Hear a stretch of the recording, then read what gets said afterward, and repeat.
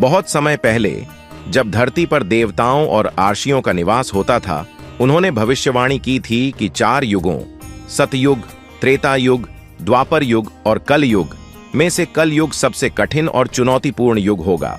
जैसे जैसे समय बीता, कलयुग का प्रभाव बढ़ता गया और अधर्म, पाप और स्वार्थ बढ़ने लगा। कलयुग के बारे में पुराणों में कई कथाएं हैं।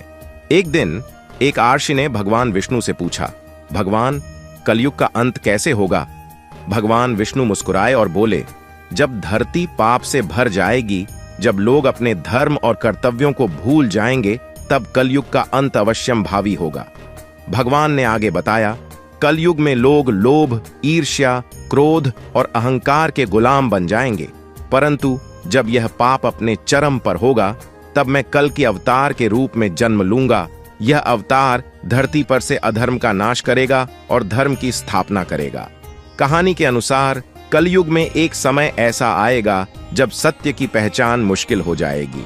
लोग लालच में इतने अंधे हो जाएंगे कि उन्हें सही और गलत का फर्क समझ नहीं आएगा। न्याय और ईमानदारी जैसी बातें केवल किताबों में रह जाएंगी और लोग स्वयं को ही सर्वोपरि मानेंगे। धर्म के स्थान पर पाखंड और अधर्म का बोलबाला होगा। कलयुग के इस चरम पर कई संत, मुनि और भक्त भगवान से प्रार्थना करेंगे। वे धरती पर बढ़ रहे पाप को देखकर भगवान से न्याय की गुहार करेंगे।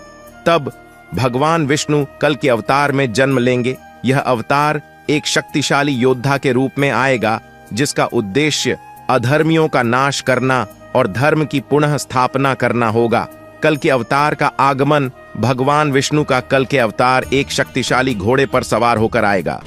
वह अपनी तलवार से अधर्मियों का नाश करेगा और पापियों को समाप्त करेगा।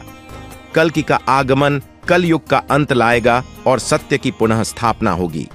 यह समय धर्म और अधर्म के बीच की अंतिम लड़ाई का समय होगा। कहते हैं कि जब कल के अवतार आएंगे तो धरती पर महाकाल का समय होगा।